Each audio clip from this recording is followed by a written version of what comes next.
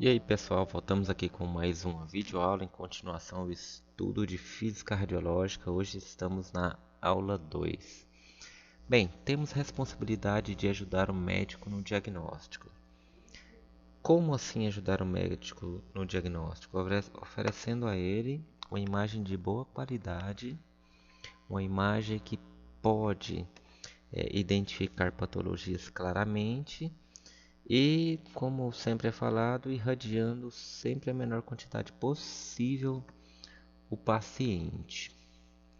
Esclarecer ao leigo sobre as diferentes aplicações, especialmente sobre o uso dos raios-x nas diversas áreas da saúde, assim como sobre as magnitudes das doses de radiação e dos riscos associados, não é tarefa simples e convém que seja assumida por associações profissionais ou órgãos governamentais. Bem, o que cabe a nós, técnicos em radiologia ou tecnólogos, nesses casos?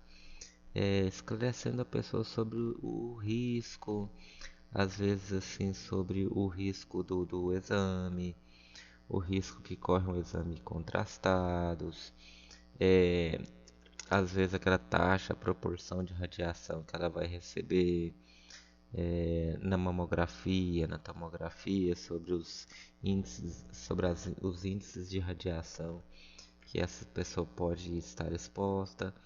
Mas devemos esclarecer também que, se o exame for feito de maneira adequada, o paciente ele vai estar teoricamente seguro em relação ao exame, pois de maneira correta ele vai ser feito o exame, vai ser dado um laudo médico pelaquela radiografia ao qual foi feita, e assim aquele paciente vai poder descobrir sua patologia, né, e vai poder seguir um tratamento adequado aí indicado pelo médico. Bem, essa noção de como explicar para o paciente, ela é bem simples, porque tem paciente que às vezes já chega na sala de exame já com medo. Fala assim, nossa, e isso é perigoso demais e tal, aquele medo todo, associa raio-x com o acidente do César 137. O que acontece? Cabe nós a transmitir uma certa segurança para o paciente, fazendo com que ele fique o mais calmo possível para colaborar para um exame bem feito.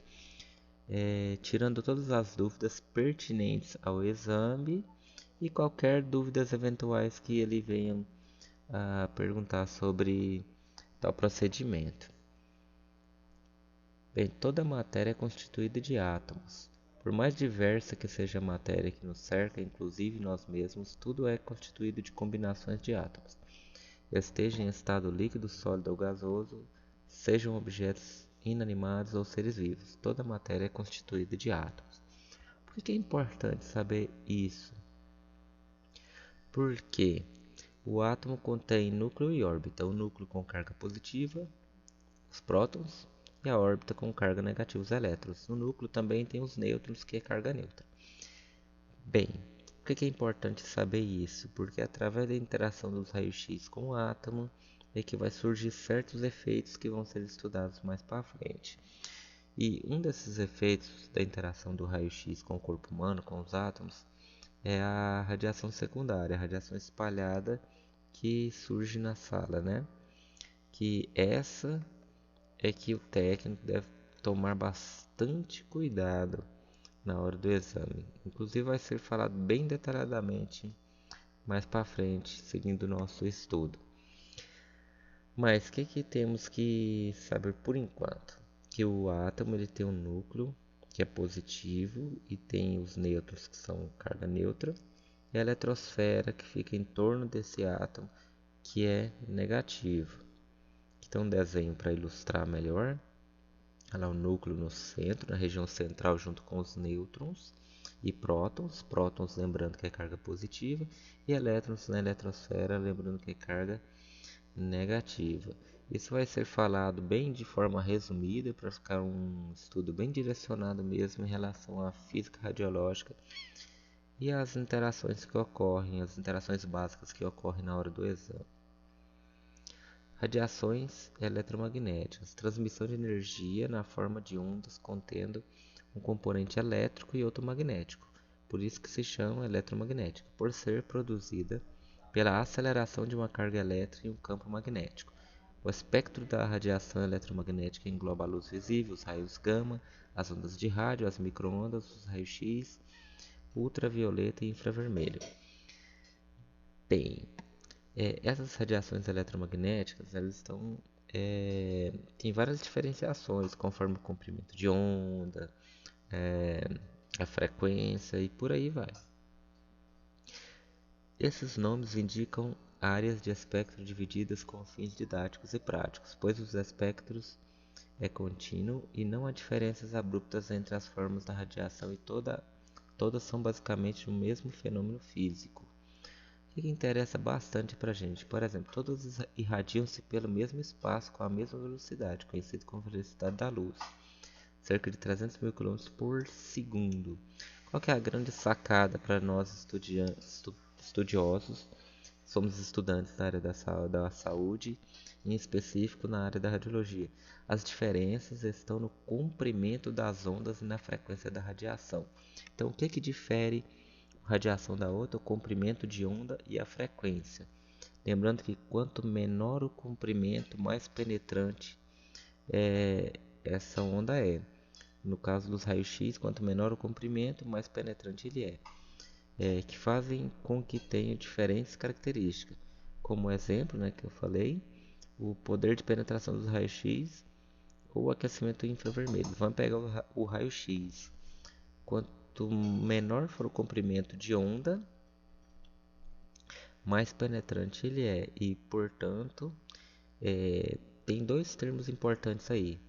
Ele tem que ser penetrante para atravessar o paciente e obter o exame, mas em contrapartida, essa penetração dele acaba tendo um poder muito importante que é ionizar as células, que pode ocorrer e desenvolver um certo perigo para as células do corpo humano.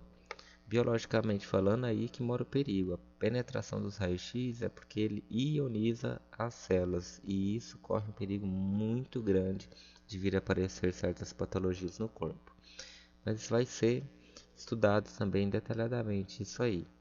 Então, os raios-x, o que diferem as ondas, o que difere são o comprimento de ondas e a frequência da radiação, que diferem essas ondas eletromagnéticas, Os raios-x, quanto menor o comprimento de onda, mais penetrante eles são.